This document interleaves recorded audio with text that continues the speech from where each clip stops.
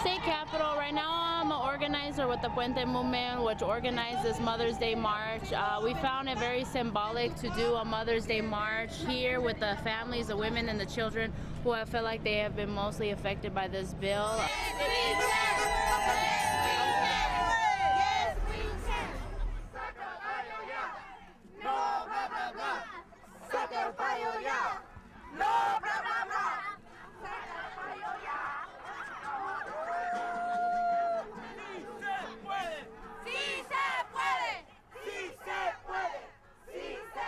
This law is not just, it's not right, and we've asked women from throughout the country to join us this weekend in a listening session where we were able to tell the stories that the families that are being affected by this law, and that story be told nationwide by those delegates that were here this weekend, that they be heard at Congress, that Michelle Obama hears our messages. A lot of the fear that's been pumped into the community with this bill has affected the children. A lot of the children fear their parents are going to be criminalized, deported. It's the children who are really the next generation who have to deal with this bill. How we're being affected here has repercussions throughout the country. If this law goes into effect, other states will follow, and we want to stop it here before it creates a whole country of hate.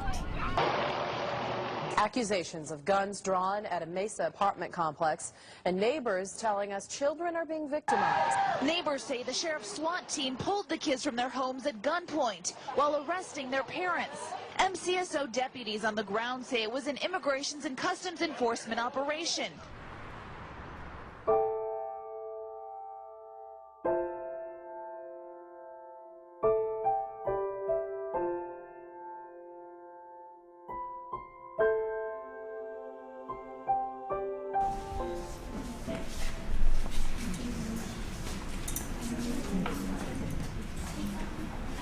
Las secuelas, el efecto que esta experiencia deja en cada una de nosotras. Como madre,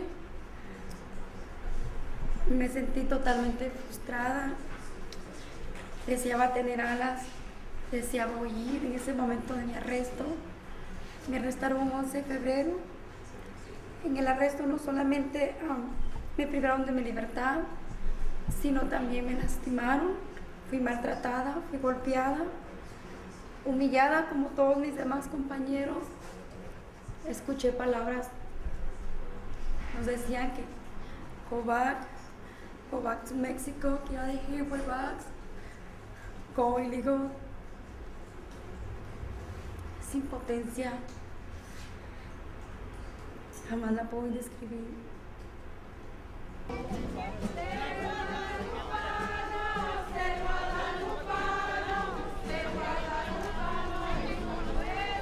I have noticed a big difference in the police presence that goes around. They're cruising around a lot more, parking in front of people's houses, and kind of like, they don't tell you why they're there, because sometimes I'll see them parked outside of our home or on the side over here, just looking at people's houses, intimidating. They don't say anything. When you come out to go up to them and say, why are you here? Is there a reason why you're here? When we come up to the door, they take off. They don't say anything. And that's what kind of bugs. We've been struggling with the different laws that have already been passed here in Arizona, and we've been fighting back by videotaping and documenting what's been going on here in Maricopa County with Sheriff Arpaio. Ahora, ¿por qué la pararon a ella? Porque tenía una... Es que no tenía las luces prendidas. ¿Tenía las luces vencidas? No, las luces no estaban prendidas, por eso la pararon. ¿Y por qué se la llevaron? ¿No sabe?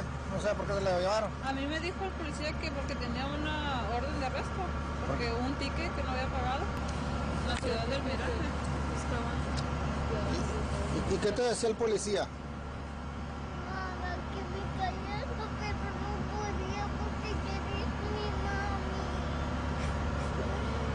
Que te callara, te decía, si te dio un juguete. Te dio ese juguete el policía. ¿Y a ti qué te dio? Es su monito de deportar. ¿Y tiene papeles su tía? Se la van a deportar. Sí, me dijo el policía que iba para mí.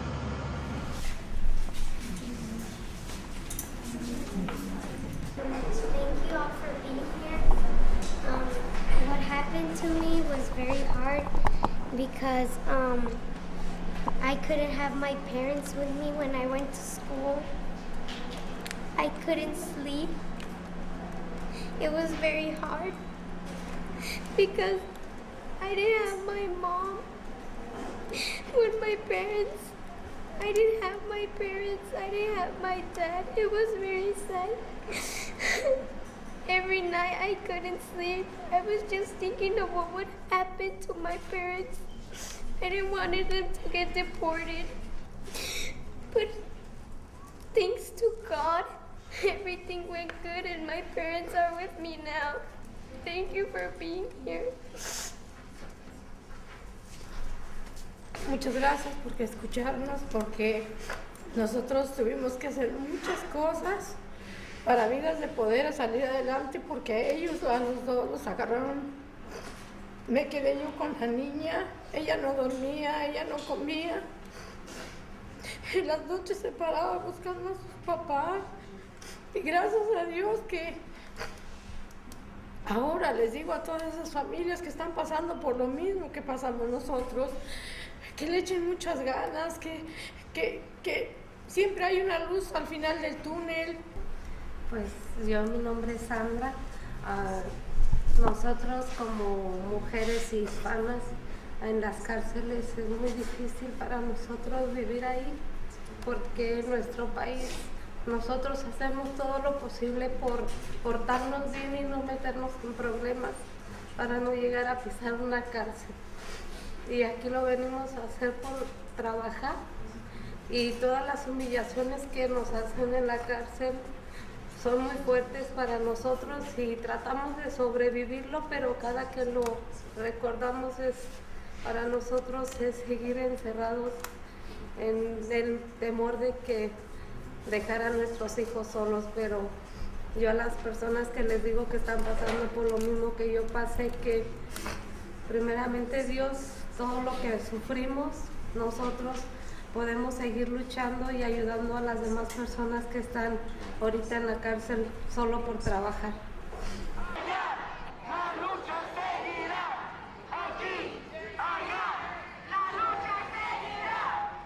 A lot of the kids said that they were scared to go home, that they were scared to even go to school, because if they get home and they don't find their parents, what are they going to do? Who are they going to go with? Who's going to take care of them? They don't want to live in foster families. Just having the burden of their parents' status and issues in the community with politics and with immigration and with all these things carried by the children. That some of them were born in the U.S., some of them weren't, but regardless of their status, they're children and they shouldn't have to be going through those things. We used to never see the police around. Now we see the police more often. People cannot do any little dinner outside or gathering because there are 4 police telling them that they can't have no music, that they can't be gathering like that they're not allowed, which is their own homes, you know. But we noticed that ever since that they initiated the signing of that law, that the SB 1070, that a lot of them have not been coming. A lot of them are afraid to come out of their homes. I have neighbors coming up, knocking on my door and says, we're afraid to go out. Says they know that I work here, I'm a citizen. I can take them around and they won't get pulled over. They need to go to the store, they need to go to the doctor, whatever. I'm always open, you know, I'm always helping them out or giving them my neighbors rides and stuff. But we do notice a big difference in half of the people that used to show up don't come anymore for that reason. El valor es lo principal, ya no más miedo, porque por eso nos espantan más, porque tenemos miedo y saben que con el miedo no podemos hacer nada.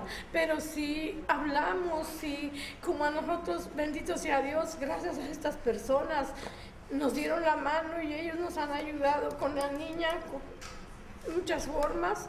Entonces nosotros, eso es lo que queremos, que los demás, aquellas personas que están en las mismas condiciones en la cárcel, escondiéndose, los papás que andan escondiéndose porque los andan buscando. Nosotros ya lo sufrimos y no queremos que siga esto. Entonces hay que hablar, hay que salir a la luz con consecuencias, porque sí tenemos consecuencias, pero vale la pena, ¿sí? En lugar de estar escondidos.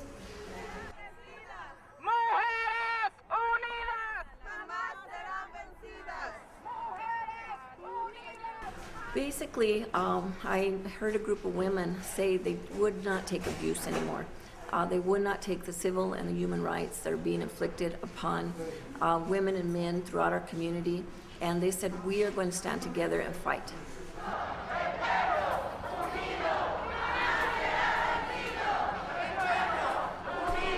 The stories are pretty much of students and what's happening with the youth, and especially with children being scared to go home and not find their parents, the youth being confused on are the police good, are the police bad, who are they on our side, are we safe when they're, if something happens to us, should we call the police, and what can happen to our parents, like different kinds of citizenship status in one family affecting the youth in a very difficult way that is definitely going to last all their lives.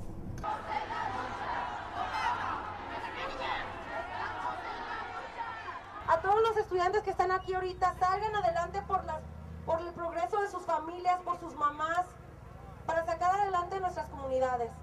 Muchas gracias por estar aquí presente y que viva la mujer, que viva. ¡Que viva la mujer! ¡Que viva la mujer! We want Obama to end secure community. We do not believe that ICE and the police and law enforcement should collaborate. That is against our basic human right.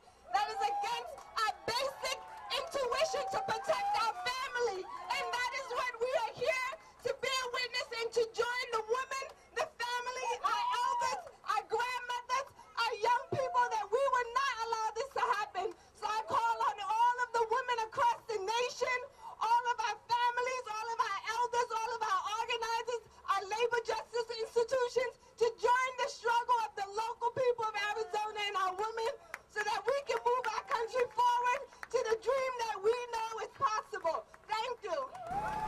Hola, ¿cómo están? Les voy a decir un poquito de lo que me pasó. Mis padres fueron arrestados por Arpaio y fue muy difícil porque mi tía me estaba cuidando y yo vi a mi papá arrestado en la televisión. Fue muy difícil porque duré 3 meses sin ellos, en la cárcel ellos. Y fue muy difícil verlos en la cárcel. Catherine fue casi la primera que fue directamente, ahorita que estamos en este punto de pedirle a Obama que tiene que parar las redadas, de que él también tiene el poder de parar esta ley 1070. Entonces por eso queríamos que escucharan las palabras de Catherine, porque ella fue bien fuerte pidiéndole a Obama, que tiene el poder de quitar todo esto de las separaciones de las familias. My name is Ellen Bravo, and I'm with a group of women from social justice movements across the country who came here to hear the stories of women and children in Arizona and bear witness. And what we heard were tales of horror, but also incredible resistance. We heard stories of despicable degradation, but also inspiring defiance. I came here to join my sisters in a call for justice in Arizona. The state is a rogue state right now, and we can't have Arizona be the model of how the United States of America treats immigrants. Y yo lo que quiero motivar a que no tengan miedo, que toquen puertas, que no se derroten, que estamos en la lucha, que no están solas, ¿verdad? Y que sigamos adelante, ¿verdad? One of the things that really affected me strongly was hearing from the voices of youth, and also being in the presence of young people as young as 9 years old, who have figured out that it's up to them to speak up. This impacts not only migrants who don't have papers, but people of color throughout the community, and that it's not limited to Arizona. I think people need to know that we need help. We are sitting in a state that is in the eye of the storm of immigration. We've been trying to stop Joe Arpaio for the last 2.5 years. We've been trying to stop the legislature. We've not been successful. We need federal intervention. We need people to call President Obama and say, President Obama, intervene. Stop what's going on in Arizona.